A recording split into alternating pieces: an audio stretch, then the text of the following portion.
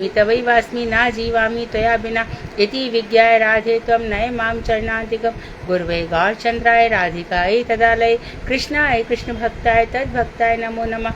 वाञ्छाकल्पतरुभ्यश्च कृपा सिन्धुभ्येव च पतितानां पावनेभ्यो वैष्णवेभ्यो नमो नमः। श्री कृष्ण चैतन्य प्रभु नित्यानंद श्री अद्वैत गदाधर शिवासादि श्री गौर भक्त वृंद। हरे कृष्ण कृष्ण कृष्ण हरे हरे, हरे राम राम राम हरे हरे। मैं सर्वप्रथम मध्य गुरु पाद्म पद्म परमाराध्यतम नित्य प्रविष्ट ओम विष्णुपाद अष्टोत्तर शशील भक्ति वेदांत श्री नारायण गोसाई महाराज मध्य शिक्षा गुरु पाद्म पद्म परमाराध्यतम नित्य प्रविष्ट ओम विष्णुपाद अष्टोत्तर श्रीमद भक्ति वेदांत श्री वामन गोसाई महाराज के चरणारविंद में अनंत कोटि दंडवत प्रणाम कर उनकी अहेतुकी कृपा की वांछा करती हूँ। मैं ग्रंथराज श्री चतन शिक्षा में तदे रचयिता ओम विष्णुपाद श्री भक्ति विनोद ठाकुर के चरण सरोज में अनंत कोटि दंडवत प्रणाम कर उनके अहित कृपा की भिक्षा करती हूँ। मैं ऊपर से श्रोता मंडली वैष्णवी सभी के लिए यथा योग्य बंधन अभिवादन दंडवत करती हूँ। दंडवत। हरे कृष्णा दंडवत। हरे कृष्णा दंडवत दंडवत।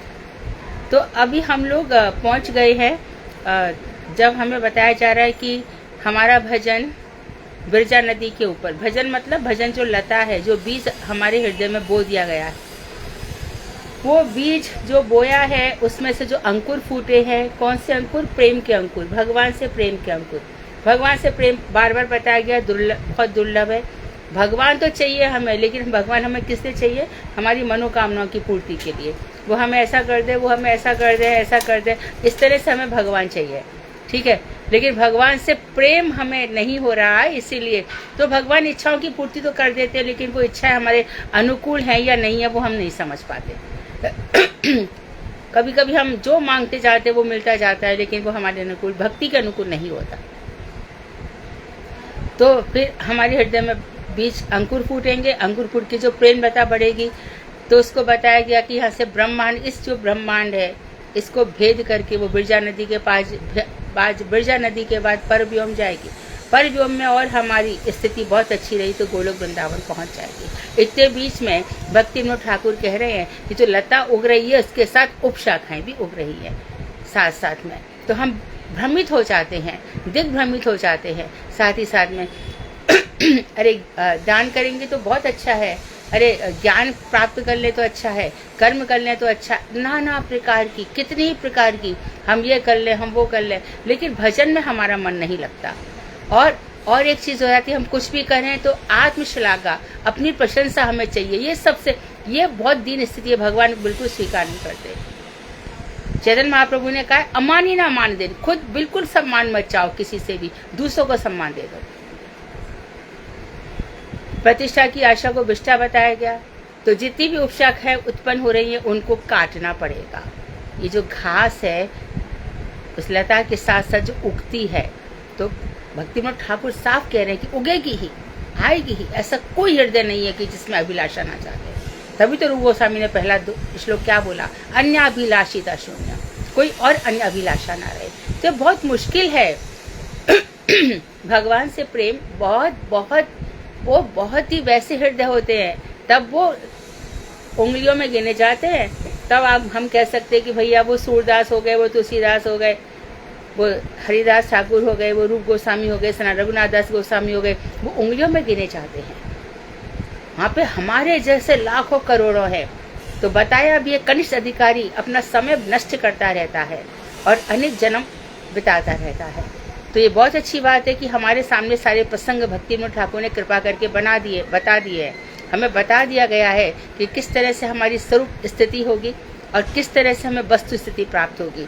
तो जो एक ही जिसने अभिलाषा रखी है, एक भरोसा, एक बल, एक आस विश्वास, एक ही भरोसा है, एक ही बल है, एक ही आस है, एक ही विश्वास है। वो जो कुछ कर रहे हैं, मेरा कुछ नहीं है, मैं उनकी हूँ, मैं उनका हूँ, वो जाने। ये घर उनका है, जैसे रखे, ये परिवार के लोग उनके हैं, जैसे भी रखे। यहाँ पे जो कुछ हो रहा है, तो जब उन पर हम डाल देते हैं तो हमारा प्रेम बढ़ सकता है। कभी कभी हम कर्ता और भोक्ता बन जाते, मैंने ऐसा कर्म किया इसलिए मेरे साथ ऐसा हो रहा है, ये भी भक्ति नहीं है। क्योंकि हमें याद रखना चाहिए कि जिस समय हमने भजन प्रारंभ किया, करोड़ों जन्मों के पाप हमारे उसी वक्त नष्ट हो गए। हाँ, भजन करते करते पाप का बीज भी नष्ट हो जाता है, पाप करने की इच्छा ही नहीं होती, झूठ बोलने की इच्छा ही नहीं होती। फिर तो ऐसा लगता है मैं क्यों झूठ बोलूं, जो मैं तो भगवान के लिए कर रही हूँ ना। जिसको देखा देखे, हमें क्या करना है, हम किसी से नहीं डरते, हम ना किसी के साथ आए ना किसी के साथ जाएंगे। तो हृदय से अपने 6 विकार ये तो किसी के भी हट जाते हैं काम, क्रोध, मद, लोभ, मोह और ईर्ष्या, मत्सर, ये मन से जाते नहीं है। तभी तो इतना सब शास्त्रों में लिखा गया है। इतने इजीली चले जाते तो शास्त्रों में इसका वर्णन क्यों होता। एक ये बात है, और दूसरी बात है संग जो है उन्नत भक्तों का करो। उनके साथ रहने से वो अपने को उसी लेवल तक नीचे भी ले आएंगे, तो हमारी भक्ति सब नष्ट हो जाएगी। जब हमको लगने लगे कि हाँ ये हमें बहुत ऊंची बातें सिखा रहे, तो उनका साथ करो, बाकी सबका साथ छोड़ दो। तो इन सब बात को बताने के बाद आज बता रहे हैं, आज वैष्णव अपराध है ना, कौन सा टॉपिक है आज, भक्ति लता की वृद्धि का उपाय शायद है ना। तुम लोग बोलते हो प्रणाम। हाँ दीदी, यही है भक्ति लता की। हाँ तो यह भक्ति लता किससे बढ़ती है, श्रवण कीर्तन आदि जल सिंचन से बढ़ती जाती है। ये पढ़ लिया था साधना, नहीं नहीं पढ़ना नहीं। वह भक्ति लता श्रवण कीर्तन स्मरण आदि आपने शुरू से ही किया दीदी। अच्छा ठीक है। तो ये श्रवण सुनने से, कथाओं को सुनने से, कथाओं को कीर्तन से, श्रवण कीर्तन होता है तो स्मरण भी होता है। जो लोग रोज कथाएं सुनते हैं उनको कथाएं याद हो जाती हैं। उनसे पूछो इसके बाद क्या हुआ, इसके बाद क्या हुआ, तो तुरंत बता देंगे कि ऐसे ऐसे कथाएं हुई। एक तो ये बात है, और दूसरी मन में वो घर कर जाती है कथाएं, और दिन रात हम उन्हीं का चिंतन, कितना भी काम करते रहें। देखो जिसने मैं समझती हूँ कि करीब मुझे लगता है कि 2 साल या 2.5 साल जिसने निरंतर भजन कर लिया, उसको बिना भजन के भी उसका भजन चलता रहता है।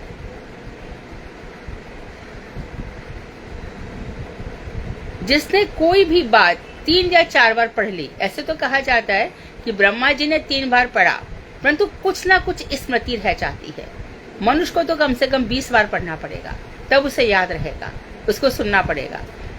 तो फिर इस तरह से हमारा श्रवण और कीर्तन स्मरण होता है, आदि जल सिंचन से क्रमशः बढ़ने लगती है। भक्ति लता का यह चिन्मय धर्म है कि वह इस प्राकृतिक जगत में सीमित नहीं रहती। भक्ति लता फिर यहाँ की नहीं रहती, जो भक्त है वो इस संसार के नहीं रहते। तभी हमारी किशोरी जी हम क्यों कहते हैं हमारे मुंह से किशोरी जी क्यों निकल रहा है। रावल में किशोरी जी जन्म लिया है ना, वहाँ वृषभानु जी बैठे हैं और देख रहे हैं कि स्वर्णिम कमल चलता चला आ रहा है, कमल आधा चला जा रहा है। वहाँ पे कुछ स्वर्ण की पेटी जैसा कुछ स्वर्ण राशि रखी है, कुछ समझ में नहीं आ रहा है, तो उस कमल पे वो बहती चली आ रही है। उनको एकदम देखा, आंख बंद है, उनको उठा लिया। तो ये तो हो गई रावल की बात। लेकिन जब हमारी राधा रानी किशोरी हुई तो वो फिर उनको वृषभानुपुर में ले आए। इसलिए बरसाने हम जाते तो बरसाने वाले सब उनको क्या कहते हैं, किशोरी। तो ये किशोरी रूप है। तो हमारे मेरे गुरुदेव श्री नारायण गोसाई महाराज, श्रीपाद नारायण गोसाई हमेशा कहते थे श्रीमती राधा रानी, और बाण गोसाई महाराज हमेशा कहते राधा ठकुरानी। तो जो प्यार से जिसके मुंह से जो निकल जाए तो वो बता रहे हैं कि ये भक्ति लता का चिन्मय धर्म है कि वह इस जगत में सीमित नहीं रहती, ये बढ़ती ही है। अब हम यहाँ के लोगों के किसी काम के नहीं होते। अभी आप समझो कि हम तो इतना भजन कर रहे हैं, लोग हमें समझते नहीं। अरे जगत के लोग कैसे समझेंगे। ये ज्ञानी कर्मी चलो यहाँ तक भी ठीक है, इनके मन में पाप भरे पड़े, अपराध भरे पड़े, ये लोग समझेंगे। इसलिए कभी भी इन लोगों से आशा मत रखना कि ये आपका सम्मान करेंगे। ध्यान रखना, ये वहीं तक ही रहेंगे, इनके दिमाग में ये भक्ति की बातें घुसेंगी नहीं। ये देखो शास्त्र प्रमाणित है। हमें जब बुरा लगता है तब हमें गुरु वैष्णव ऐसा बोलते हैं, लेकिन गुरु वैष्णव वही बोलते हैं जो शास्त्र में लिखा है। और भक्ति विनोद ठाकुर वही कह रहे हैं जो कृष्ण कहना चाहते हैं, क्योंकि वो गोलोक धाम से आए हैं। माँ राधा जी को प्रसन्न करने के लिए क्या क्या हमें करना चाहिए वो बताने के लिए इस जगत में आए हैं। तो यहाँ पर उन्होंने साफ बता दिया कि भक्ति लता इस जगत तक सीमित नहीं रहती। इसलिए मैं कहती हूँ ना बार बार कि तुम जब कहते हो ना कि हम भजन करते तो लोग ऐसा कहते हैं, हमारा बेटा ऐसा कहता है, बेटी, तब मैं कहती हूँ कि बेटा बेटी ने भजन सिखाया क्या तुमको? तो उसकी बातें क्यों सुन रहे हो? और जिसके घर में पति भजन कर रहा है तो पत्नी कुछ भी बोलेगी तो पति उसकी बात उतनी ही सुने जो भजन के अनुकूल है। जो भजन के प्रतिकूल है वो सुन के क्या लाभ है? इसी प्रकार पत्नी कोई भी हो संसार में और महामूर्ख वो है जो स्त्री पुरुष करता रहता है, वो महामूर्ख है। सब में भगवान श्री कृष्ण का वास है। स्त्री के लिए ऐसा कहा, पुरुष के लिए ऐसा कहा, उससे समझो उसने जिंदगी अपनी ऐसी बिगाड़ दी।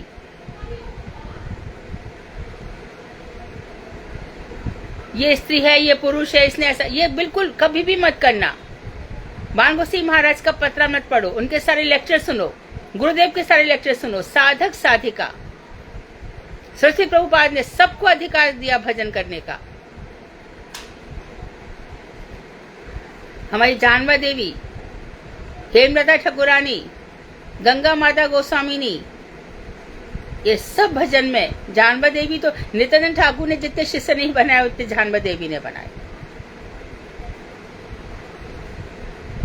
तो भक्ति लता का ये बात नोट कर लो अपने हार्ट में, क्या कि भक्ति लता का जो ये चिन्मय धर्म है वह इस प्राकृतिक जगत में सीमित नहीं रहती, यहाँ तक लिमिटेड नहीं रहती। ये देखते देखते 14 लोक में जड़ ब्रह्मांड, पहले ये 14 लोक, ऊपर के नीचे के कौन कौन से लोक है? तल, अतल, वितल, सुतल, तलातल, रसातल, पाताल, ये जो है और उसके ऊपर अपना भूमि लोक, उसके बाद भूवल लोक जो अंतरिक्ष है, स्वर्ग लोक के ऊपर महल लोक, जल लोक, तप लोक, सत्य लोक। ये 14 ब्रह्मांड जो जड़ है, यहाँ पे ब्रह्मांड भ्रमिते कौन भाग्यवान जी। तो देखो ब्रह्मा से लेकर के नीचे तक सांप बिच्छू सब जीव है, ये असंख्य जीव घूम रहे हैं। हम ही थे, ये सब कोई और नहीं था, हम ही है। और आगे आने वाले 84 लाख योनि में जैसे कर्म है भोग रहे, इसमें भगवान का कोई लेना देना नहीं है। तू कर्म करो, भोग मैं क्या कर सकता हूँ? तेरी इच्छाएं ऐसी अनंत हैं, इतनी इच्छा। मैं कह रहा हूँ कि भैया इच्छाएं मत कर, मेरे पास आ जा, सर्वधर्मान। भगवान तो ये भी कह रहे कि तू धर्मों को भी छोड़ दे। मैंने तो धर्म बताया ना इतने सारे कि तेरा राष्ट्र धर्म है, तेरा समाज धर्म है, तेरा पुत्र धर्म है, पत्नी धर्म है। मैं कह रहा हूँ कि तू सबको छोड़ दे। आप क्या कह रहे हो? हाँ मैं कह रहा हूँ छोड़ दे सब, आजा मेरी शरण में, मैं तेरे को सारे पापों से मुक्त कर दूंगा। तो ये बहुत ऊंची स्टेज है। भगवान कहते मन मना भव, मेरे मन वाला ही हो जा, अर्थात तू अपने मन में कुछ भी मत रख। यानी मेरे मन में जो कुछ भाव आते हैं उनको कुछ नहीं करूँ, नहीं। तो मैं जब सुबह भजन करता हूँ तो दिन रात जो कभी दिन में नहीं आएगा वो चीजें मेरे, उसने मुझे ऐसा कहा था, उसने मुझे वैसा कहा था, इसलिए तो कह रहा हूँ कि तेरे मन में ये चीजें आएंगी, तू मन मुझ में रख दे। ये रुकने वाली नहीं है। इस मन को लेकर तो तू करोड़ों वर्षों से चल रहा है भाई, अनादिकाल से तू कृष्ण बहिर्मुख है। कृष्ण तेरे को अच्छे लगे ही नहीं कभी, तुझे अपना सुख अच्छा लग रहा है, इसलिए तो दुर्गा देवी के द्वारा इस कारागार में फेंका जा रहा है ब्रह्मांड में। तो ब्रह्मांड भ्रमित है कौन भाग्यवान जी। तो मन में आएंगे, उसको निकालना पड़ेगा। तो मन मनाभव मद याजी, मेरा यजन कर। तो मन में ये सब आ रहा है तो क्या करे? अरे मन को समझा और जोर जोर से कृष्ण कृष्ण कृष्ण। अच्छा कभी कभी हमारा मन में कर रहे हैं, हर एक मन में मत करो। यदि मन में बहुत सारी बातें आ रही तो जोर से भजन करो, उपांशु जप करो। हम जब भजन कर रहे हैं तो हमारी भजन की आवाज हमारी कर्णेंद्रिय तक आनी चाहिए। तो मन की कोई बात कान हमारा सुने ही नहीं। और सामने हरे कृष्ण कृष्ण कृष्ण हरे हरे, हरे राम राम राम हरे हरे, हरे कृष्ण राधा जी कृष्ण राधा कृष्ण राधा रे, दोनों नित्य कुछ में ऐसे मंत्र का फल होना चाहिए। ये तो मंत्र जप है। सामने नेत्रों से हमें हमारे प्राण प्रियतम जिनका हम भजन कर रहे हैं वो हमें दिखाई दे रहे हैं। तो मन मनाभव मदयाजी, माम नमस्कुरु, बार बार मुझे प्रणाम कर। कैसे कर? वाणी से कर। मतलब क्या हुआ? मन में कुछ आया, हरे कृष्णा और कुछ आया, फिर से कुछ भी मन में आया, अरे भाई हरे कृष्णा, तू आकर के जाकर के कर क्या लेगा, होना तो वही है जो भगवान चाहेंगे। तो मेरे मन में ऐसी अभिलाषाएं, कामनाएं, सब ये सब शांत हो जाती है ना, उसके बाद फिर ऐसी स्थिति आ जाती है। तो जड़ ब्रह्मांड और उससे भी आगे ब्रिजा नदी को पार करके पुनः ब्रह्मलोक को भेद कर वैकुंठ में पहुंच जाती है। अप्राकृत चिन्मय वस्तु का यह जड़ातीत धर्म है। तो अप्राकृत वस्तु नहीं, प्राकृत गोचर। अप्राकृत वस्तु को, महापुरुषों को साधारण लोग नहीं समझ सकते। हमारे कवि कहते हैं, राम तुम्हारा चित्र क्या लिखूं, तुम्हारे जैसा बन जाऊं तो मैं लिखूं। इसी प्रकार किसी महापुरुष की हम क्या, उस महापुरुष का हमें बहुत प्रकार से एनालिसिस करनी पड़ेगी। इनका जीवन कैसा था, कैसा पूरा जीवन, जब पूरा जीवन जीते थे हम देखते, अरे हम तो उनकी बराबरी कहीं भी नहीं कर सकते। और आलोचना करने से अपराधी और बन जाते हैं, सुनने से भी अपराधी बन जाते हैं। तो यह जड़ अतीत, जड़ से परे धर्म है, बिल्कुल प्राकृत प्राकृत वस्तु है ही नहीं। भक्तों के अल्प आग्रह और प्रयत्न से ही उनमें स्वरूप ज्ञान का उदय होता है। तो भक्त थोड़ा सा आग्रह रहता है भक्त का, और प्रयत्न, भक्त थोड़ी कोशिश करता है तो उसके अंदर स्वरूप ज्ञान का उदय हो जाता है, अपने स्वरूप का ज्ञान हो जाता है, जो भक्त की आत्मा और भक्ति लता को जड़ातीत अपने चिन्मय राज में, मैंने पढ़ा था ये, चिन्मय राज में उपस्थित करता है।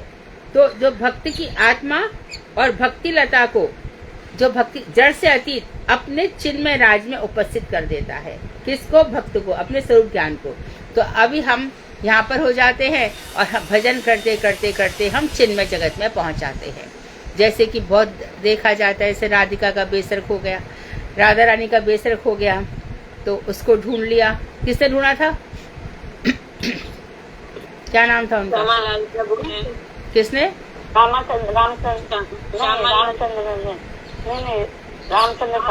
हाँ, उन्होंने ढूंढ लिया, ठीक है।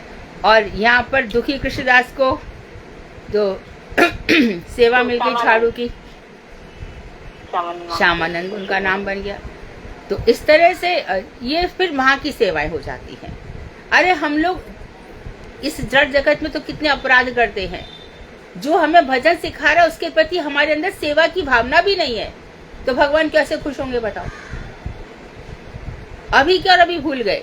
वो भक्त हमारे हर पल हित करते रहते हैं, बात बात में इनका कैसे हित हो, कैसा हित हो, और हम इतने स्वार्थी हैं कि अपने स्वार्थ में आकर उनका अपराध कर बैठते हैं। तो नहीं होगा, होगा ही नहीं, क्योंकि जो यूनिवर्सल नियम कानून सब पे लागू होते, मेरे पर अलग से होंगे ऐसा नहीं होगा, मेरे को भी वही करना पड़ेगा।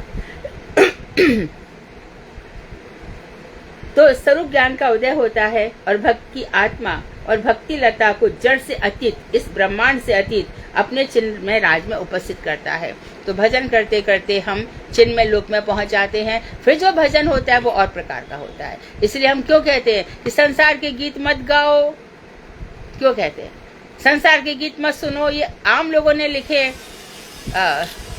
गुलाम तेरो बनवारी, सुन बरसाने वाली, ये सब जो चीज है ना, इनके अंदर ग्राम्य भावनाएं सुनी हुई है, छुपी हुई है। इनको नहीं सुनना चाहिए।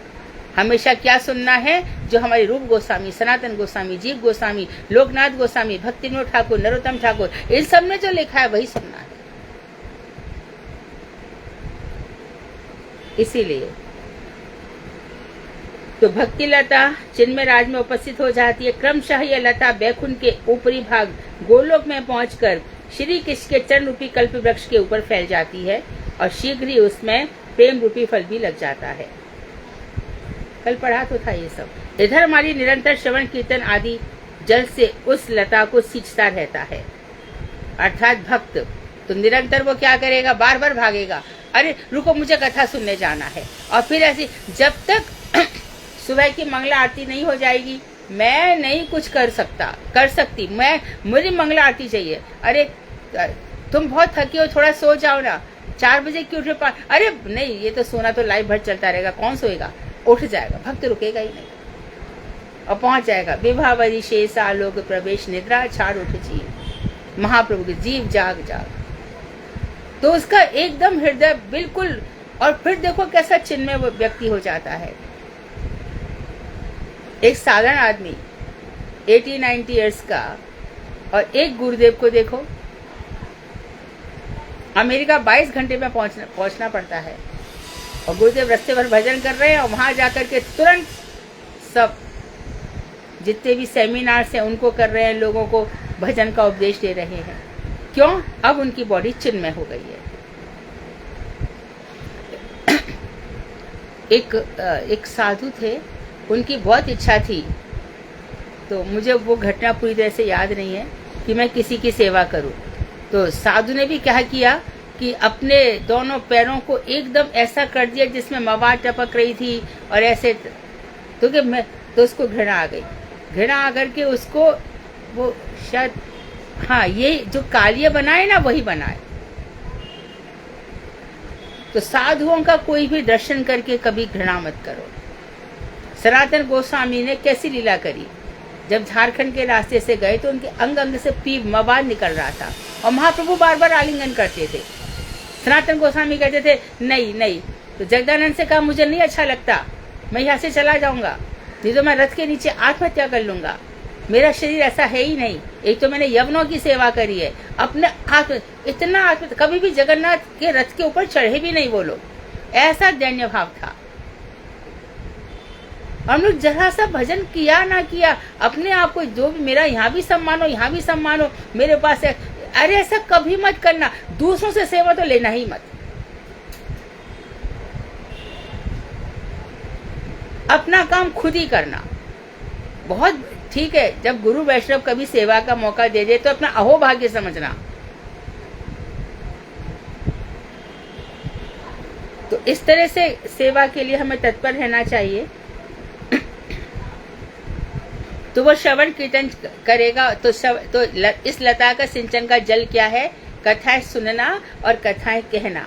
ब्रजा के पार होने पर लता के नष्ट होने का फिर भय नहीं रहता, यानी कि ब्रह्मांड तक भी भय रहेगा। ब्रह्मांड के बाद जो ब्रजा नदी के हम उस पार पहुंच गए, फिर ये लता फिर तो आगे बढ़ेगी।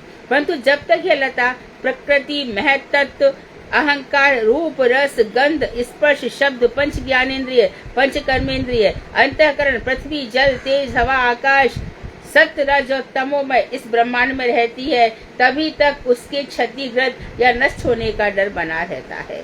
जब तक ये लता प्रकृति है ना, जैसे कि हम गए, अरे देखो बहुत सुंदर प्राकृतिक स्थान है, वहां पे अटक गए, अरे प्रकृति इतनी सुंदर है, भजन रख दिया, प्रकृति का अवलोकन कर रहे हैं। हम जा रहे हैं साउथ अफ्रीका, वहां देखने जा रहे हैं, हम लेह लद्दाख जा रहे हैं, हम कश्मीर जा रहे हैं, ये प्रकृति के दर्शन हो गए। महत्त्व क्या हो गया? जिससे ये संसार, देखो ऊपर से प्रकृति, और प्रकृति के बाद क्या लेयर है? महत्त्व अनमैनिफेस्टेड सिचुएशन है, अर्थात अब जीव यहाँ से अहंकार निकलेगा। तो जो विजुअलाइजेशन है वो महत्त्व के बाद होता है। तो अहंकार, रूप, रस, गंध, स्पर्श, शब्द, ये 5 ज्ञान इंद्रिय है। अर्थात रूप रस किससे हो गया? आंखों से, रस जिह्वा से, गंध नाक से, स्पर्श त्वचा से, और शब्द ये वाणी। तो और पंच ज्ञान इंद्रिय और पंच कर्म इंद्रिय, बाक, पाणी, पाद, पाई, उपस्थ, अंतःकरण, मन, बुद्धि, चित्त, अहंकार, पृथ्वी, जल, तेज यानी अग्नि, हवा, आकाश, सतोगुण, तमोगुण, रजोगुण इस ब्रह्मांड में रहती है। ये इस सबसे युक्त ब्रह्मांड है। उस समय तक ये क्षतिग्रस्त या नष्ट होने का डर बना रहता है। कभी किसी में आसक्ति हो गई, ब्रह्म विश्वामित्र कितने बड़े तेजस्वी थे, आ गई मैं इनका, धरा रह गया सब। इसी प्रकार से राजा नाभि का बेटा अग्निद्र, आ गई कोई पुरुरवा, उर्वशी, इस तरह से आ जाते जीवन में। अचानक धन आ गया, अरे पहले धन आ गया है, लॉटरी लग गई है, या अभी कुछ घर में बहुत दिनों बाद बच्चा हो गया, यानी कैसी कैसी चीजें आ जाती हैं। देखो संसार के लोग और उसके पास कुछ भी नहीं है, वो भटकाएंगे। अरे तुम्हारा ऐसा है, तुम ये हिस्सा बट कर दो, ये मकान क्या कर दो, ये वैसा, ये सब संसार में बना ही रहेगा हमेशा। तो कभी भी हमारी भक्ति लता क्यों नहीं पनप रही है जन्मों से, इसलिए नहीं पनप रही कि हम इन चीजों के आकर्षण में आ जाते हैं। तो ब्रह्मांड तक रहती है, तभी तक उसके नष्ट होने का भय बना रहता है। जब जड़ से अतीत अर्थात ये ब्रह्मांड के पास जो विरजा नदी है उस तक हम पहुंच गए, तो भक्ति लता अपनी स्वाभाविक महिमा के प्रभाव से अवैध और अक्षेध होकर ऊर्ध्वगामी होती है। फिर तो ये भक्ति लता फिर नहीं रुकती, फिर तो बढ़ती चली जाती है। इसकी स्वाभाविक महिमा है क्या? अभेद्य। अब इसके बाद इसको कोई ऐसा किला बन जाती है, इसको कोई तोड़ नहीं सकता। तो भगवान तो बहुत परीक्षा लेते हैं। मैं तुम्हारा सर्वस्व हल लूंगा, खुद ही तो कह रहे हैं। अच्छेद्य, कोई इसको छेदन नहीं कर सकता। फिर किसी परिस्थिति से लाख लाख विपत आ जाए, तब ये भक्ति रुकती नहीं है, किसी प्रकार से नहीं रुकती। प्रारंभ में तो अरे भगवान आपको तो करुणामय कहा गया है, आप तो कितने क्रूर हो। एक महात्मा थे ना जो सखा भाव से भगवान को बसते थे, उनको कष्ट आ रहे थे, तो उन्होंने कहा अरे सखा देख ली तेरी बात है, सुना था तू बहुत करुणावान है, बहुत दयालु है, अब तेरी हमारी लड़ाई, अब हम तुझसे बात नहीं करेंगे। और कृष्ण जहाँ पे हम मुख मोड़ लेते, सच्ची घटना ये। तो कृष्ण कहते मैं तेरे को इन सब चीजों से ऊपर उठाना चाहता हूँ, तो इस संसार में इन चीजों के लिए बार बार नहीं आ, इसलिए मैं ऐसा कर रहा हूँ। तो जो भगवान की इस व्यवस्था पे पूरा विश्वास कर लेता है कि भगवान के यहाँ पर मंगल ही मंगल है, भाव कुभाव अनक आलसहु, नाम जपत मंगल दिशि रसहु, वहां मंगल ही मंगल है। आपको दूसरा अपनी लेवल पे बात करेंगे, अरे भाई आपके घर में बहू ऐसी, आप अरे कितनी सारी बात है, अपने घर का ठिकाना नहीं है। और दूसरों के भजन, जहां पे उसका वीक पॉइंट होगा उसी को ही आकर के खो देंगे। तुम्हारी बेटी की शादी नहीं हो रही, तेरे बेटे की नौकरी नहीं लग रही, अरे तू अपना काम करना, तेरे घर को देखना भाई। बिल्कुल घबराना मत। तब ये देखो साफ कह रहे हैं, अच्छेद और अभेद्य, कोई छेदन नहीं कर सकता, कोई भेद नहीं सकता। दुनिया आपको गिराएगी, आप गिरना मत। यहाँ कोई किसी का नहीं है, यहाँ सब मतलब के है। यदि है कोई तो गुरु और वैष्णव है। हरि गुरु वैष्णव ये तीन हमारे हैं, जो हर वक्त में हमारी भक्ति को ही देखेंगे। हम उनके पास जाएंगे, हमारे दोषों को क्षमा कर देंगे और हमारे भक्ति के गुण को अपना लेंगे और उसी से कहेंगे और आगे बढ़ो। कौन इस संसार में कहेगा कि भक्ति तुम्हारी ठीक है, तुम उन्नत बनो? कोई नहीं है। शबरी गई थी मदन ऋषि के पास। हरे कृष्ण दीदी, जो जड़ातीत भूमि, जड़ातीत भूमि तो मतलब ब्रह्मांड, ये प्राकृतिक जगत की। हाँ नहीं, जड़ है ब्रह्मांड, यहाँ का ब्रह्मांड तक। और अतीत कहते हैं परे को, प्रपंच अतीत, जड़ातीत। प्राकृतिक जगत से परे चीज मतलब अप्राकृतिक जगत। हाँ हाँ ठीक है। तो इस तरह से इस संसार से परे की भक्ति लता है, इसको बचा के रखो। गुरुजी के सब लेक्चर्स में ना चतुराई चालाकी से निकल पड़ो इस संसार से। तो अपनी भक्ति अपनी स्वाभाविक महिमा के प्रभाव से अभेद्य, इसको कोई भेद नहीं सकता, इसको कोई छेदन नहीं कर सकता। और ये ऊर्ध्वगामी मतलब ऊपर की ऊपर चलती चली जाती है। हमारे जो तिलक है ना, इसको क्या कहते हैं? ऊर्ध्व तिलक। और ऐसे तिलक होता है ना, जो ऐसे लेटा हुआ, वो हमारे नहीं लगाते। उसको शास्त्र में तो लिखा है कि उसको देख करके नहा लेना चाहिए। ये जो ऊर्ध्व है, तो ये भगवान के चरण हैं, दोनों भगवान की तरफ ले जाने वाले। हम ऐसे क्यों लगा रहे हैं? ये चरण भगवान की तरफ ले जाएंगे। और नीचे हमने ये तुलसी रख रखी है, तुलसी जोड़ा है। तुलसी को देख करके हमारे प्राण हरे हो जाते हैं। तुलसी हम कंठी में पहन रहे हैं, तुलसी, क्योंकि तुलसी भगवान ने स्वीकार करी है। वृंदाई तुलसी देव्यई प्रियाई केशव सचा, आप केशव की प्रिया हो, कृष्ण भक्ति प्रजय देवी, आप कृष्ण की भक्ति को देने वाली हो। तो इस तरह से ये ऊर्ध्वगामी होती है, अर्थात इसको ना कोई भेज सकता है ना छेद। लेकिन ब्रह्मांड तक, यानी कि जो 24 तत्वों से जो भरा ये संसार है, वहां तक इसके गिरने का डर बना रहता है। अब मेन चीज है वैष्णव अपराध। जब तक भक्ति लता जड़ ब्रह्मांड में रहती है, जड़ जगत में, ब्रह्मा जगत भी समझ सकते हो, 14 लोगों से युक्त जो चीज है वो ब्रह्मांड है। जड़ ब्रह्मांड में रहती है तब तक, तो जब बिरजा नदी आ जाएगी, बिरजा नदी अर्थात कारण अर्णव, जहाँ पर भगवान कारण अर्णवशाही विष्णु, और उनसे कौन निकले? गर्भोदशाही विष्णु। इन गर्भोदशाही विष्णु की नाभि से ही ब्रह्मा जी निकले हैं। ब्रह्मा प्रथम जीव है। ध्यान रखे, जब कोई जीव ब्रह्मा की पोस्ट पर जाता है उसको बैराज ब्रह्म कहते हैं, और जब स्वयं भगवान ब्रह्मा का कार्य करते हैं तब उसको हिरण्यगर्भ ब्रह्मा कहा जाता है। प्रश्न बनाने वाले इसको याद रखें। 3-4 दिनों से हम ऐसे प्रश्न कर रहे हैं, आप लोग ध्यान रखें। तो जब तक भक्ति लता जड़ को एक बार और बता दीजिए। हाँ, एक बार और प्लीज। हाँ सुनो सर, जब तक कोई जीव है ना, कोई जीव ब्रह्मा की पोस्ट कब कर लेता है? जब वो 100 जन्मों तक वर्णाश्रम धर्म का ठीक से पालन करता है बिना किसी मिस्टेक के, तो ब्रह्मा बन जाता है। और जब कोई 100 वर्षों तक, ब्रह्मा के 100 वर्षों तक ब्रह्मा का ठीक से कार्य करता है तो उसको शिव की पोस्ट मिल जाती है। तो जो बैराज ब्रह्मा है वो कौन है? जीव कोटि के। और जो हिरण्यगर्भ ब्रह्मा है, जहाँ खुद भगवान ब्रह्मा का कार्य करते हैं, वो हिरण्यगर्भ है, जो कि कभी नष्ट नहीं होते। बैराज ब्रह्मा ने अपना कार्य किया, इतना सारा तप किया 100 जन्मों तक, ब्रह्मा की पोस्ट समाप्त। ब्रह्मा भी आप ब्रह्माद भुवनान लोकाहा, ब्रह्म लोक तक सब नष्ट हो जाते हैं।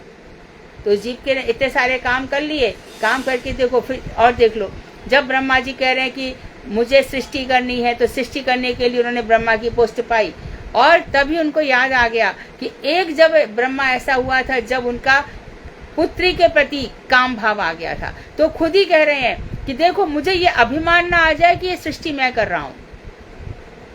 जहां पर ये आया ना कि ये शरीर मैं हूं, तब काम क्रोध मद लोभ मोह 6 चीजें आ जाती है इस शरीर को मैं मानने से। यही सबसे बड़ी अविद्या है। राग द्वेष अभिनिवेश अस्मिता, ये सब इसी के कारण होता है। ब्रह्मा जी को नहीं छोड़ा तो औरों को क्या छोड़ेंगे? बड़े बड़े लोगों को नहीं छोड़ा, तो इसलिए बहुत ध्यान से, गंभीर भाव से। तो भक्ति लता जड़ ब्रह्मांड में रहती है तब तक माली को 2 विषयों में विशेष रूप से सावधान रहना चाहिए।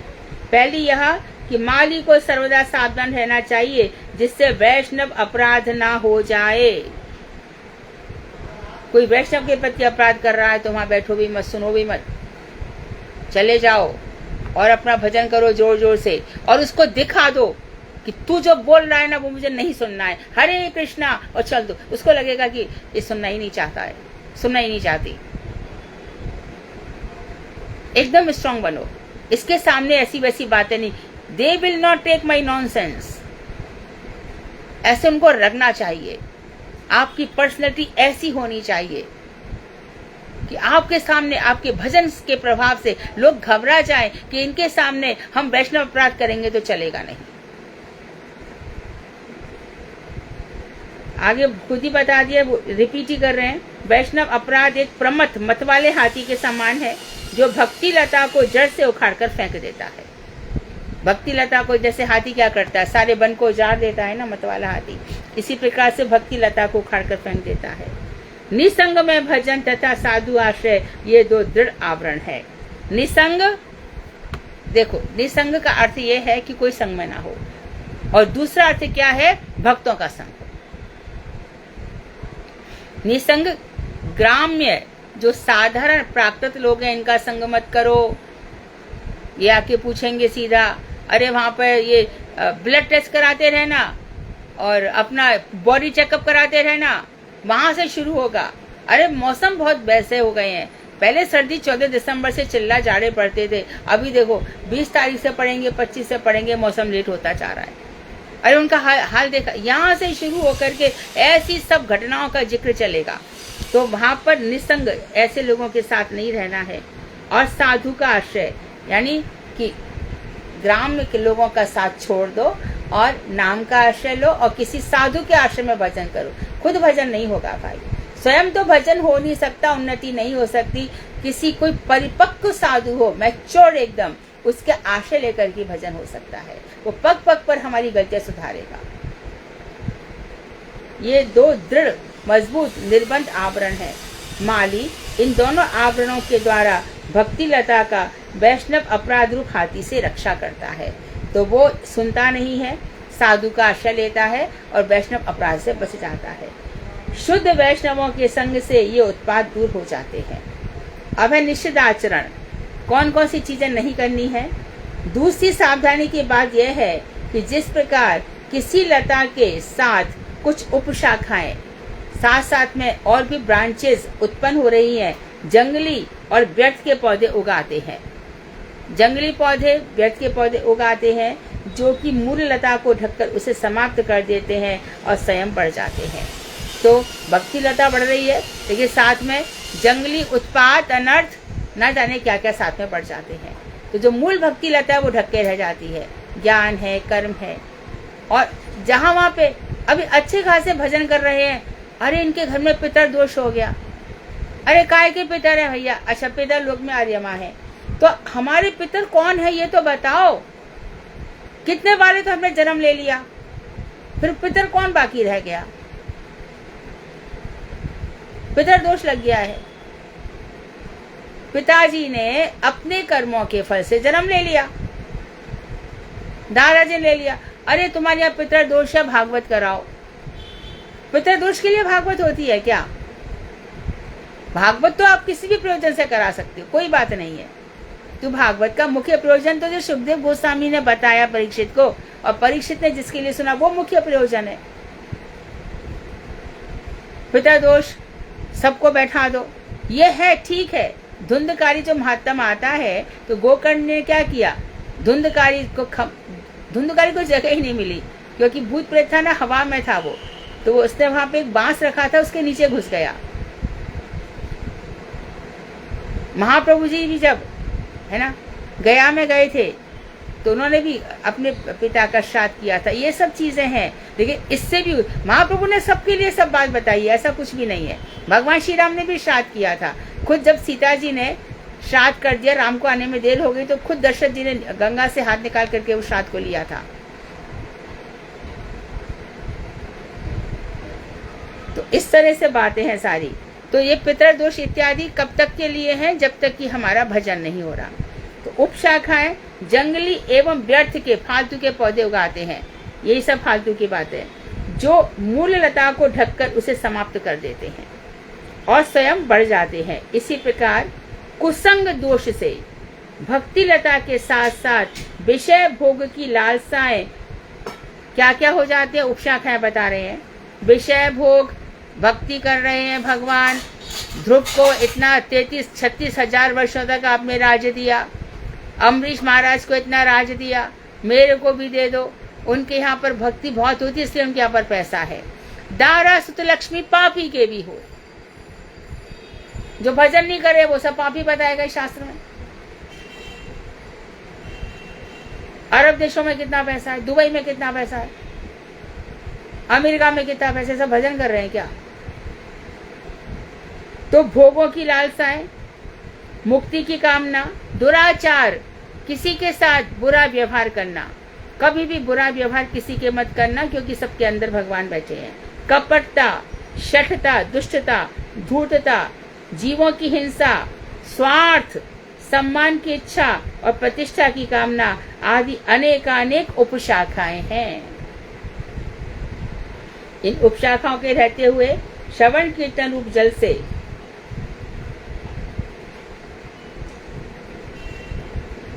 सिंचाई करने पर ये उपशाखाएं चारों ओर से बढ़कर मूल शाखा भक्ति लता को ढक देती है, जहाँ तक कि मूल शाखा ही क्षीण हो जाती है, कमजोर पड़ जाती है और बढ़ नहीं पाती। भोग और मोक्ष के पक्षपाती कुसंग से ही ये सभी उपशाखाएं उत्पन्न होती है, जो भोग और मोक्ष चाहते हैं जीवन में। यहाँ पर देखो नीचे बताया गया है कि तृतीय वृष्टि तृतीय धारा में सेवा अपराध और नाम अपराध का उल्लेख किया गया था। शुद्ध भक्तों के प्रति अपराध का उपदेशामृत में भी वर्णन है। उपदेशामृत में सब जो छठा है वो देख लेना, ठीक है। और इसके बाद कह रहे हैं, इसका अर्थ भी बता रहे हैं कि स्वभाव जन्य नीच जन्मगत दोष, स्वाभाविक नीच जन्मगत दोष, पूर्व दोष, आकस्मिक दोष, बचे खुचे दोष, शरीरगत लंगड़ापन आदि आकार दोष, देहगत स्मार्त विरुद्ध आचार, बुढ़ापा और रोगजन्य घृणावस्था, इन दोषों को शुद्ध भक्तों में देखकर दोषारोप करने से वैष्णव अपराध होता है। वैष्णव अपराध किस किस से हो सकता है कि कोई नीच जन्म में लेता है कोई वैष्णव, उसके अंदर स्वभावगत दोष रहते हैं, है ना, कुछ भी रहता है, वो चिल्ला सकता है, डांट सकता है, ठीक है, जैसे निषाद है राम के भक्त। अच्छा, कुछ पूर्व जन्मों के दोष रहते हैं, कुछ अचानक कि कभी वो चिल्लाते नहीं थे लेकिन अचानक हम देख रहे हैं वो कभी लोभ ही नहीं थे, आज उनका लोभ जाग पड़ा है। और कोई बचे खुचे दोष हैं, यानी कि कभी कोई बचे खुचे दोष हैं, कोई शरीर से लंगड़ा है जैसे खंडित कृष्णदास का अभिनय। आकार दोष, कोई जैसे अष्टावक्र 8 जगह से टेढ़े थे। देहगत स्मार्त विरुद्ध आचरण, तो ये सब बुढ़ापा और रोग के कारण, कोई किसी को कुष्ठ रोग हो गया या किसी को शरीर में सफेद दाग पड़ गए, ये सब इनको देख करके यदि शुद्ध भक्त में ये देखे जाते हैं तो भी दोषारोपण मत करो कि अपने कर्मों का फल भोग रहा है, देखो क्या हो रहा है इसके साथ। वैष्णव की इतनी महिमा है, उसके अंदर ये सब देखकर भी अनदेखा करो। वैष्णव लाख बार कहेंगे कर्मों का फल भोग रहा हूं, उनका कोई कर्म का फल नहीं है। भजन करने के साथ ही कर्म फल मर जाते हैं, मिट जाते हैं। तो ये बताया गया है कि उनको देख करके करना नहीं है। कहाँ पर है ये दीदी? वो उस पेज के नीचे, ये देखो पेज नंबर है 340 पर नीचे लिखा हुआ है, 340 पे नीचे लिखा है, मिल गया?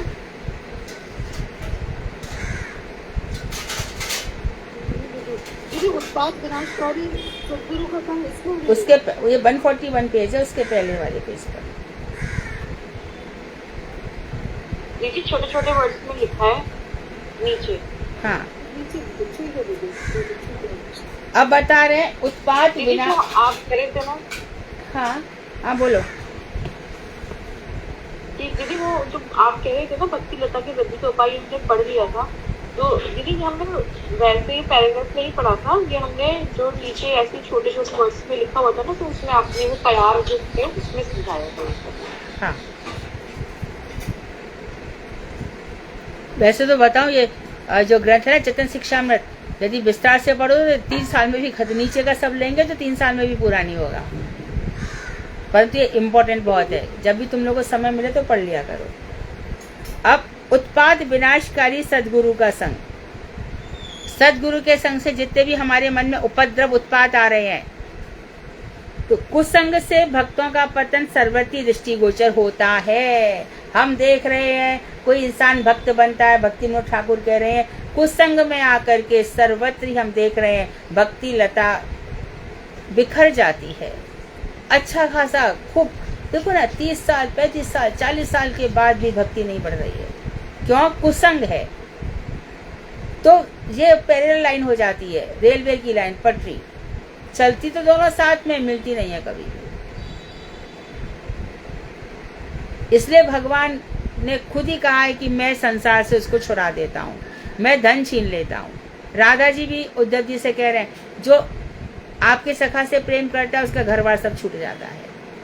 भगवान उसको अनासक्त करना चाहते हैं, क्योंकि विषय के संग रहने से और विषय का भोजन करने से, जो प्रसाद इत्यादि लगा करके भगवान को अर्पण करके, एक कौन से महात्मा थे, जब ये अभी के ही थे, करीब ज्यादा 50-60 साल पहले की ही बात है, कि पहले आकर के घर में पूछते थे कि प्रसाद लगाया? हाँ लगाया। इस मूर्ति की प्रतिष्ठा किसने की है?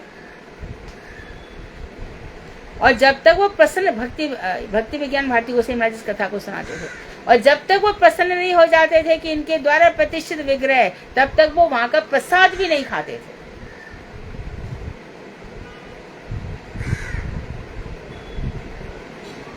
तो हमारे जो घर में ठाकुर जी हैं, वो कम से कम हमारे मंत्रों के द्वारा पुष्ट रहने चाहिए। अपने घर के ठाकुर जी के लिए हम कुछ भी नहीं कर रहे।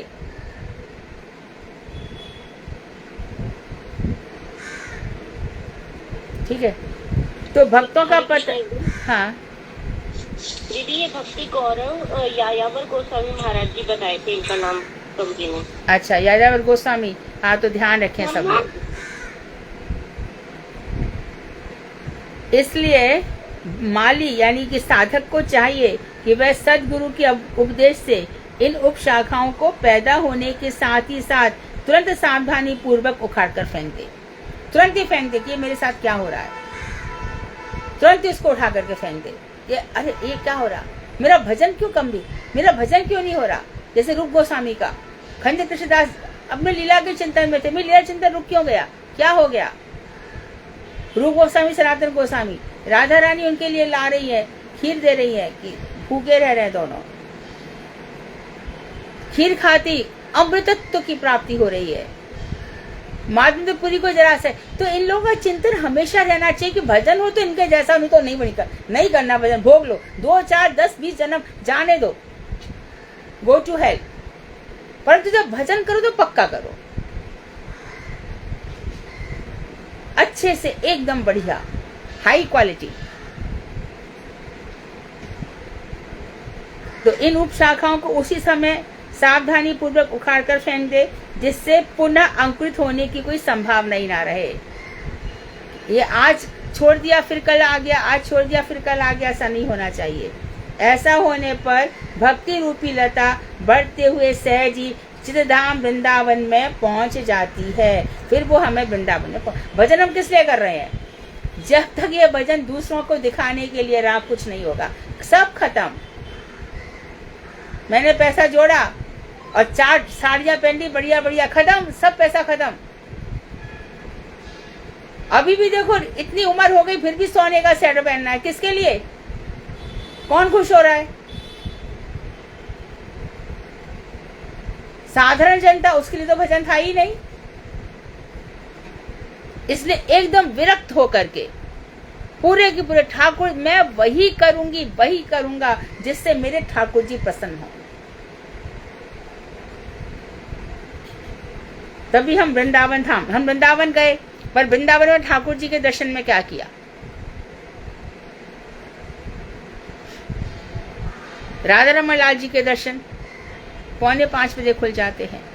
उस समय बांसुरी बजती है। तो ये बहुत पहले की बात है। एक दीदी थी, वो प्रेग्नेंट थी,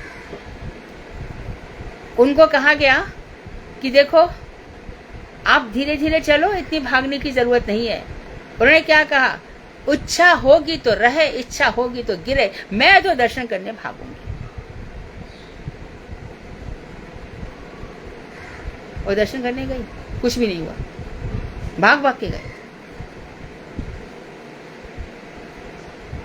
तो ऐसी तो ये वृंदावन के दर्शन हुए ना। खाली खाना पूरी, बस मुझे यहाँ पे जाना है, यहाँ पे 4 परिक्रमा, यहाँ पे, ऐसा नहीं, हृदय से यहाँ से दर्शन होना चाहिए, इधर से जो मेरे हृदय में ठाकुर जी भाई। अभी देखो जरा सी तो कहा था गोपाल भट्ट गोस्वामी ने, आपके यदि श्री अंग होते तो मैं आपका श्रृंगार करता।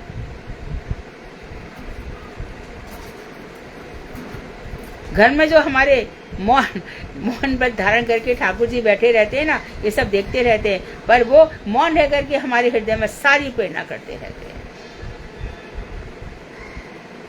वो जो भक्ति की आज हमारे अंदर कामना जागरी, सब वहीं से ही आ रही हैं। वृंदावन में ब्रजेंद्र नंदन श्री श्याम सुंदर के चरण कमल रूपी कल्प वृक्ष पर फैलकर प्रेम रूप फल उत्पन्न करती है।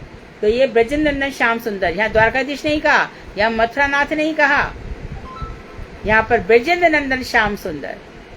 प्रतिमा नहीं, तुम ब्रजेंद्र नंदन, तुम साक्षात ब्रजेंद्र नंदन श्याम सुंदर हो।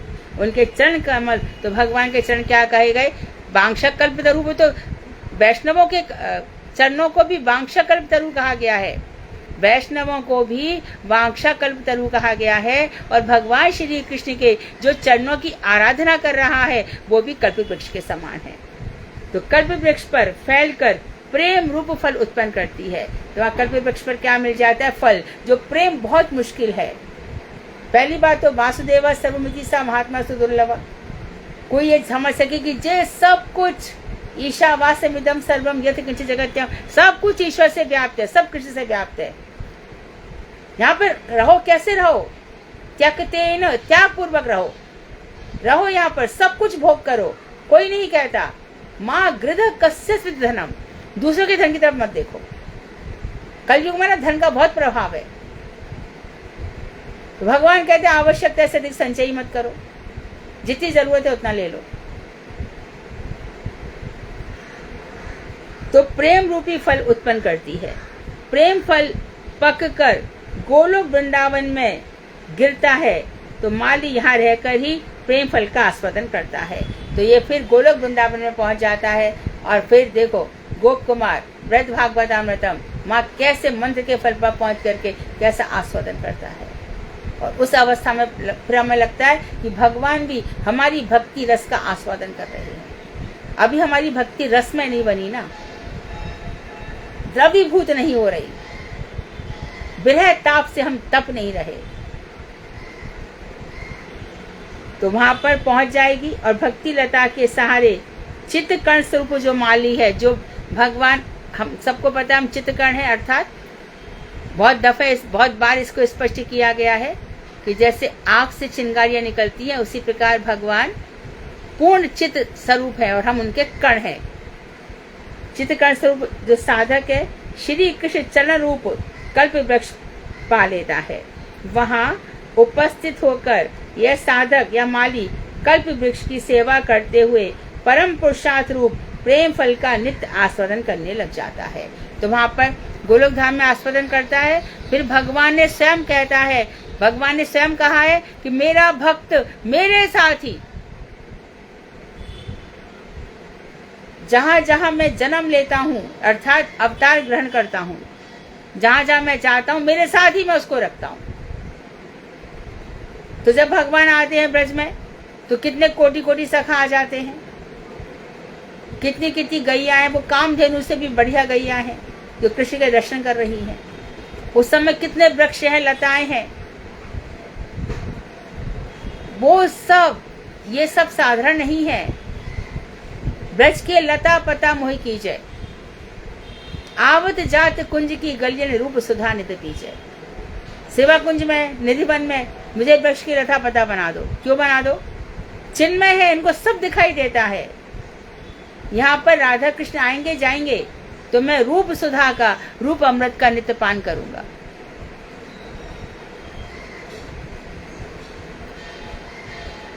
मन शिक्षा पढ़ सकते हैं। इसके बाद मधुर रसों पढ़ लेते हैं। प्रेम आरुरुक्षु, जो प्रेम फल प्राप्त करना चाहता है अर्थात प्रेम प्राप्ति की इच्छा वाला साधक, इसी प्रणाली से श्री हरि नाम का श्रवण कीर्तन स्मरण करते करते निर्मल चित्त होने पर भाव अवस्था को प्राप्त करते हैं। इसी तरह से वो सुनते हैं, इसे कथा कहते हैं। भाव दशा को प्राप्त हो जाते हैं। भाव के उदित होने के साथ साथ रस योग्यता भी उदित हो जाती है। भाव, स्थायी भाव, अनुभाव, व्यभिचारी भाव, संचारी भाव, ये सब मिल मिला करके रस बन जाता है और ये रस की योग्यता हमारे अंदर आ जाती है। कौन कौन से रस है? शांत, शांत रस, दास रस, सख्य रस, वात्सल रस, मधुर रस। शांत और दास का तो वृंदावन में स्थान ही नहीं है। सख्य, वात्सल और मधुर।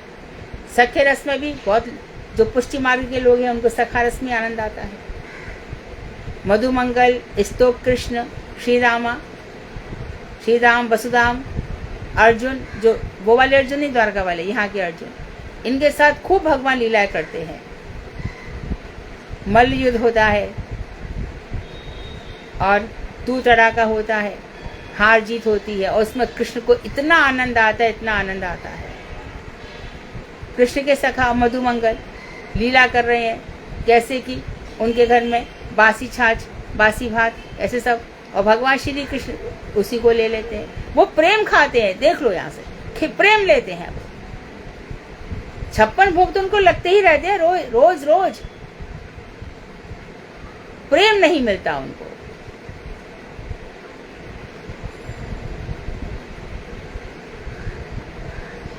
सुदामा को भी क्या किया?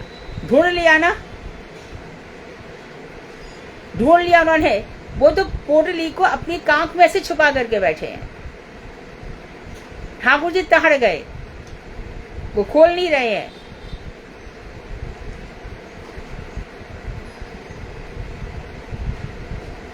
कछु भाभी हमको दियो, सो तुम काहे न देत। भाभी ने कुछ मेरे लिए भेजा है, तुम देते क्यों नहीं हो? 5 लीबान अजो न तजो। तुमने पिछले जैसे किया था, अकेले अकेले खा लिया था, वो क्यों नहीं मुझे निकाल करके देते हो? तो भगवान अंतर्यामी है। ये रसास्वादन इन्हीं चीजों का करते हैं। उनको ये अमीरों की गरीब ये सब चीज बिल्कुल हृदय में रखनी नहीं चाहिए। तो शांत दास साख्य और वात्सल्य कृष्ण लीला में सभी रस परम मधुर होते हैं। ये सभी रस अपने अपने लिए परम मधुर एवं उपादेय होते हैं। अधिकारी भेद से भक्तगण उन रसों में निविष्ट होते हैं। तो अधिकारी भेद से उन भक्तों में अपने चित्त को निविष्ट कर लेते हैं, रख लेते हैं। अब राधा कृष्ण तत्व के विषय में बताएंगे, ये तत्व क्या है। तो इसके लिए हम कल प्रारंभ करेंगे। तब तक वांछाकल्पतरुभ्यश्च कृपा सिन्धुभ्येव च पतितानां पावनेभ्यो वैष्णवेभ्यो नमः।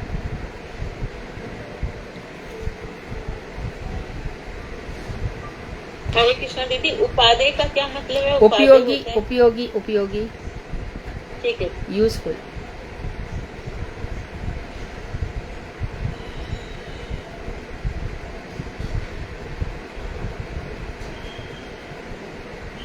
हरे कृष्णा दीदी आपने जो जीव कोटि ब्रह्मा जी का जो दूसरा नाम बताया था, बैराज।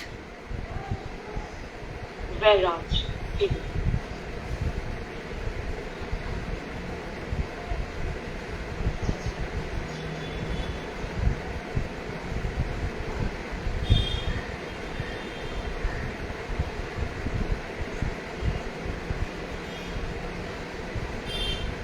और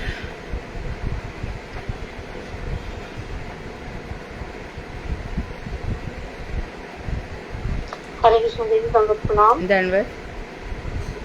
दीदी यहाँ वाले अर्जुन कौन से हैं? एक अर्जुन आपने बताया द्वारिका वाले, एक अर्जुन, दूसरे अर्जुन समझ में नहीं आया, ठीक से पूछो। अर्जुन जो बताया आपने, हाँ, तो एक भगवान श्री कृष्ण के सखा है वृंदावन में, उनका एक अर्जुन यहाँ के भी है, और द्वारका के अर्जुन तो हैं। 5 पांडव। हाँ, उनमें से एक।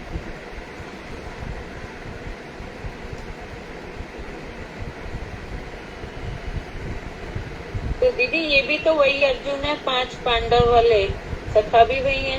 नहीं, ब्रज के जो है वो उनका एक और है, वो अर्जुन है। तो ब्रज रस में द्वारका वालों का अधिकार नहीं है।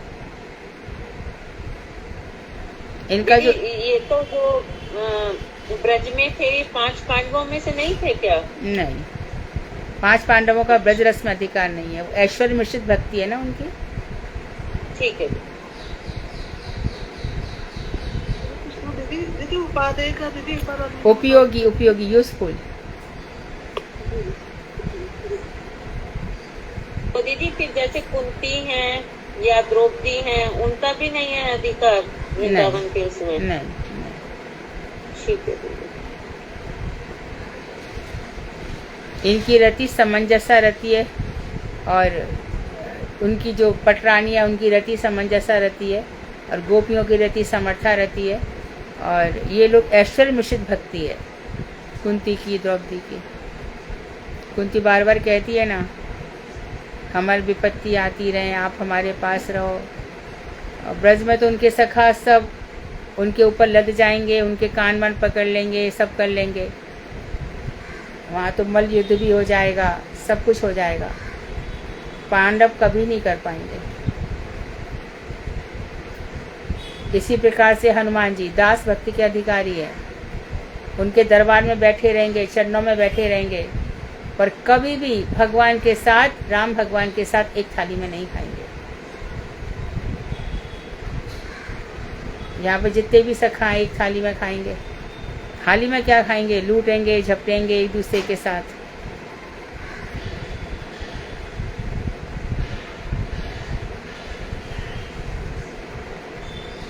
ये सब बातें हैं ना, जब बृहद भागवतमृतम ग्रंथ, ये सब उसमें बहुत अच्छी प्रकार से वर्णित है।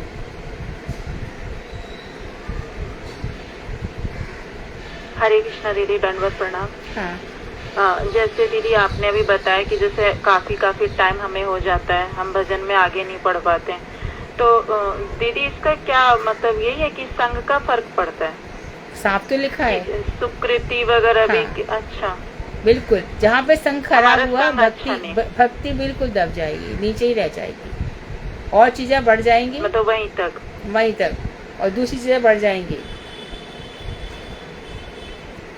भजन नहीं बढ़ेगी। नहीं। मतलब जैसे हम उन्नत वैष्णवों का संग करेंगे, कथा कीर्तन सुनेंगे, तो तभी हमारा बढ़ेगा, भजन भी हाँ। उतना ही आगे और बढ़ेगा। खुद हटाना पड़ेगा कि मेरा मन यहाँ जा रहा है, वहाँ जा रहा है, ये कर लूँ, वो कर लूँ, यहाँ, ये सब तो हो जाएगा। यानी हमें अपनी चेष्टा बढ़ानी होगी। अपना आग्रह और चेष्टा दोनों।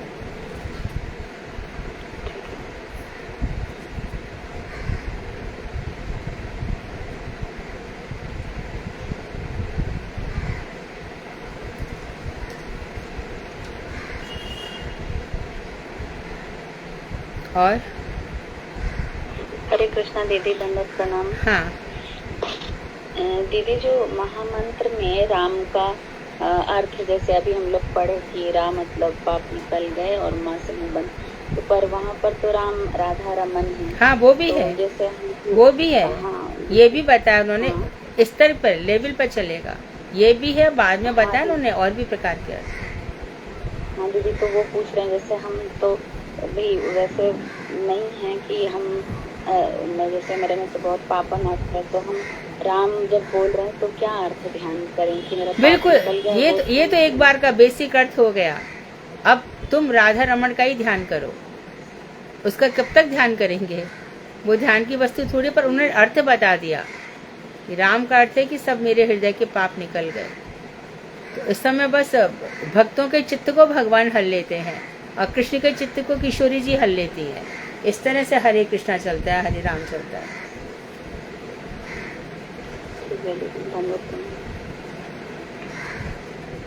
हरे कृष्णा दीदी ने हमें इतना अच्छा कुछ सिखाया है कि जब हम सुबह उठते हैं तो उठते ही हम अपना आँख बंद करके ध्यान लगाए और राधा कुंड में आसन बिछाए, और जितना हो सके अपनी अवस्था के अनुसार वहाँ बैठ के हम हरि नाम करें, तो ये ज्यादा पावरफुल है।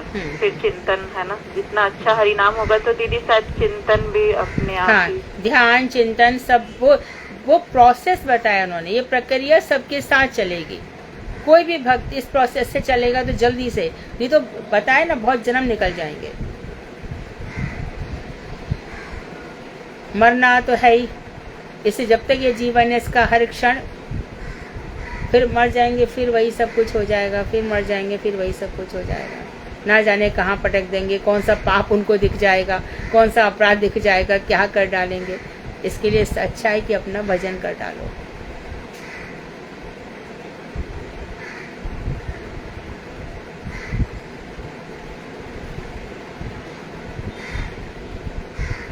ठीक है,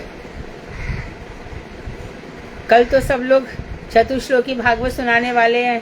कल की परसों, कल, आज बुधवार है ना, परसों सब तैयार हैं।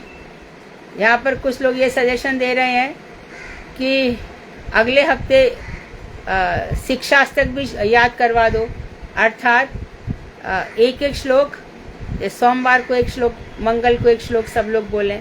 यदि आप लोग तैयार हैं तो 2 मिनट में कुछ भी नहीं जा रहा है। तो इस तरह से शिक्षास्तक, मनः शिक्षा और उपदेशामृत, एक श्लोक याद करते जाओ तो हो जाएगा। बहुत अच्छी बात है, अच्छा सजेशन है दीदी। अभी 4 श्लोक तो याद नहीं हुए दीदी जो आपने कहे। कितनी बार पढ़े दीदी? ऑनेस्ट तो ये है कि 4-4, 5-5 बार ही पढ़े हैं। रोज पढ़ रही हो? नहीं दीदी, अब टोटल इतने ही पढ़े गए। हाँ तो रोज मैं तो 20 बार बोला था। अभी श्लोक याद करने की आदत नहीं है ना। बोला नहीं, लेकिन हो नहीं पाया दीदी। हाँ तो करो ना, हाँ तो अभी करो ना। किसको याद हो गए? किसको याद है इसमें से, आप में से किसको याद हो गया? तुम लोग चाहते ही नहीं हो, चाहोगे तो क्यों नहीं होगा। हरे कृष्णा दीदी, दंडवत प्रणाम। हाँ दंडवत। दीदी मुझे चतुश्लोक की भागवत का तो पता नहीं था, मैंने 1-2 क्लास में दी, पर शिष्टाष्टक पूरा याद है दीदी मुझे। हाँ तो अभी नेक्स्ट वीक है ना, सुनाना, तुम बोलना, तुम्हारे साथ सब लोग बोलेंगे, जी जी जी सबको याद कराना तुम्हारी जिम्मेदारी है। जी दीदी। हाँ दीदी मुझे भी याद है टेस्ट। हाँ, तो तुम दोनों मिलकर के सबको कराओगे याद शिक्षाष्टक, उसके बाद सब उपदेशामृत याद कराओगे सबको। हाँ जी दीदी। उसके बाद मनहा शिक्षा हो ही जाएगा धीरे धीरे। शिक्षाष्टक तो दीदी मधुर स्मृति में किया था, तब वो किसी का वो आया था तो उन्होंने कहा था सबको याद होने चाहिए। अच्छा। तो बस तब ऐसी लगन लगी कि बस ओ अच्छा अच्छा। और उस टाइम लॉकडाउन भी चल रहा था तो कुछ वो भी नहीं होता था इतना, तो लगे ही रहते थे, याद हो गए। चलो तो अगले हफ्ते शिक्षाष्टक हो जाएगा, उसके बाद फिर उपदेशामृत, वाचो वेगम मनोवेगम। इसका तो दीदी ये वाले श्लोक अगर कोई बीच में डाल दे ग्रुप पे, ये जो है भागवत वाले जो आप बता रही हैं, कोई ग्रुप पे डाल दे, हमारे पास नहीं है वो।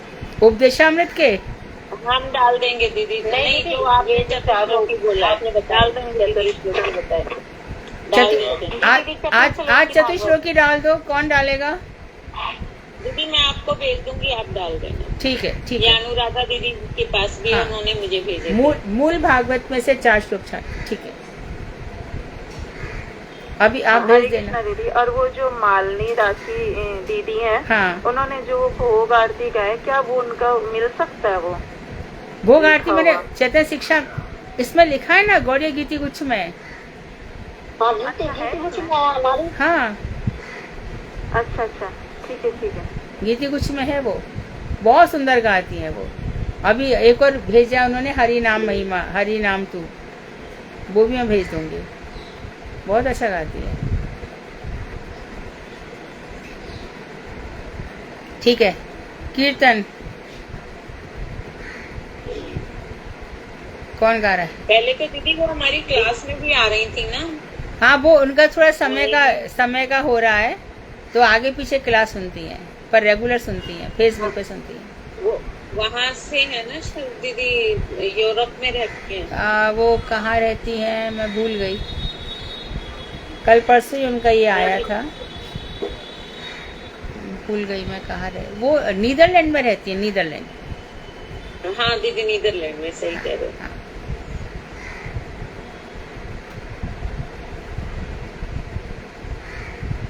दीदी भजन करूं? हाँ, कौन बोल रहा है? दीदी विनीता। विनीता बहुत अच्छा गाती है। मुझे तुम्हारे जैसा और लोगों को भी सिखा दो ना। विनीता, रूबी, ये सब लोग बहुत अच्छा गाते हैं। साधना जी बीच में, अनीता दीदी भी बहुत अच्छा गाती है। हाँ। आता दीदी कैसे गाना कौन बोल रहा है? अभी बहुत दिनों से वो नहीं आ रहे हैं, जयानंद जी, है ना? हाँ जी।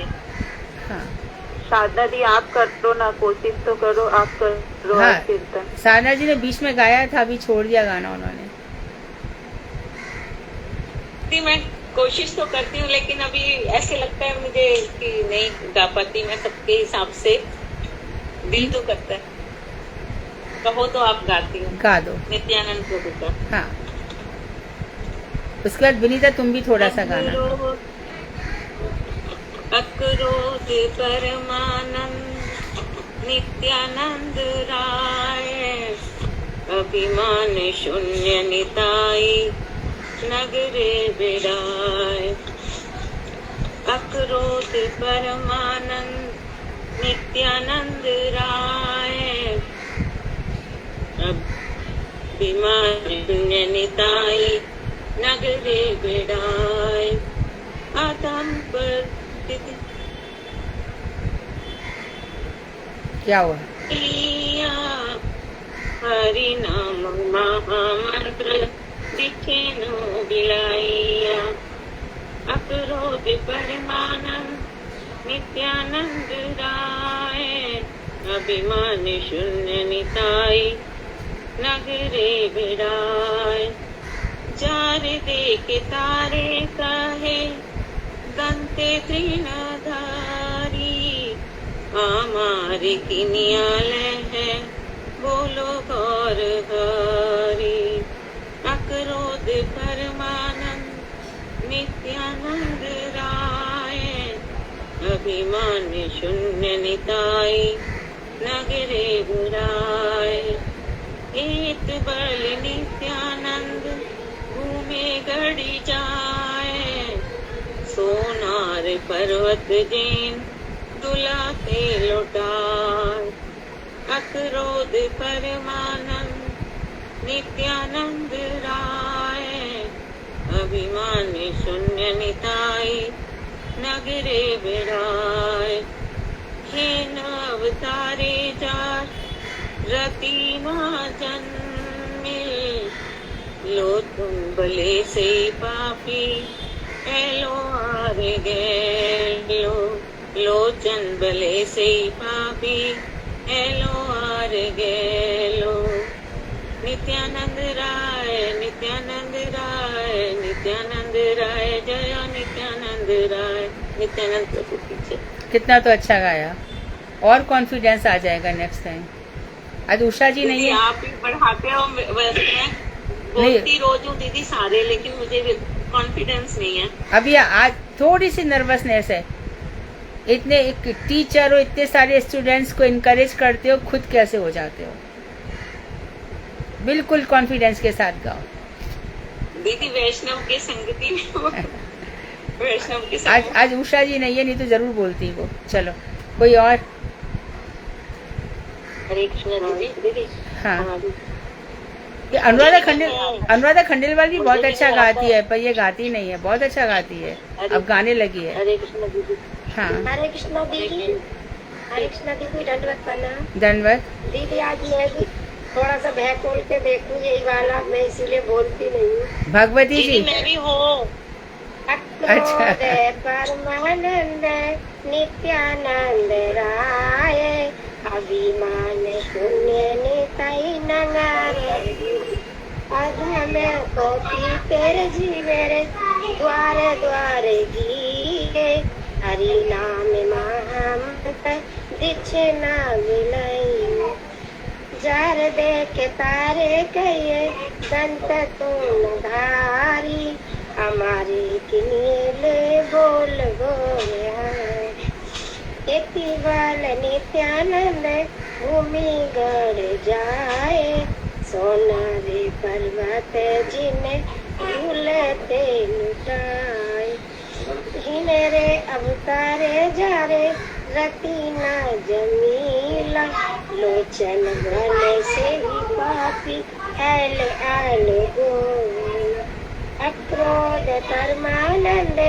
नित्यानंद राय अभिमान शून्य निताई नगर जय नित्यानंद राम जय नित्यानंद राम नित्यानंद राम जय नित्यानंद। इतना अच्छा तो गा लेती हो, तो फिर क्यों। दीदी इसलिए बोलती नहीं हो, कल से ना बोलूंगी प्रश्न उत्तर। हाँ, प्रश्नों के उत्तर भी देना। पूनम तो उषा नहीं आई, उषा तो आई हुई है। हाँ, तो अभी आप बोले क्योंकि आपकी आवाज तो आनी ही चाहिए। पूनम तोमर नहीं है बहुत समय से। चालू पूनम कहाँ है आजकल? पूनम आती नहीं। दीदी आई हुई हूँ। हरे कृष्णा दीदी धन्यवाद। पूनम तुम एक भी उत्तर नहीं देती हो, ना भजन गाती हो। दीदी मैंने अभी थोड़ी देर पहले ही ज्वाइन किया, कल करूंगी दीदी पक्का। ठीक है, कल तुम भजन गाना। हाँ ठीक है, बहुत सुंदर। अभी चतुश्लोकी भागवत भेज देना, है ना, तो सब याद करेंगे। किसी को भी याद नहीं इस समय? तो दीदी हमें तो पता ही नहीं, अभी यहाँ आएगी उसमें देखेंगे, हमारे पास है नहीं ना, तो ग्रुप में आएंगे तो पढ़ेंगे, देखेंगे, ध्यान करेंगे। तो इतने दिनों से बोलना चाहिए था ना, तो भेज देते वो लोग। हमारे पास है नहीं ग्रंथ। चलो कोई बात नहीं, आज और कल 2 दिन है। वांछा दो कल्प दिन में खूब रट्टा लगा दो, रट्टा 4 लगा श्लोक दो। 8 ही लाइन तो है, हो जाएगा याद। हम भी तो भी कोशिश करेंगे। हाँ हाँ। वांछा कल्पतरुभ्यश्च। रिकॉर्डिंग भी दिलवा देना एक बार, हाँ बोलने का थोड़ा थोड़ी रिकॉर्डिंग भी कर देना, कैसे बोला जाएगा। अच्छा, वो मैं कर दूंगी। हरे कृष्ण। वांछा कल्पतरुभ्यश्च कृपा सिन्धुभ्येव च पतितानां पावनेभ्यो वैष्णवेभ्यो नमो नमः। हरे कृष्णा दीदी, दंडवत प्रणाम। धन्यवाद। भगवत कृष्ण दीदी, कृष्ण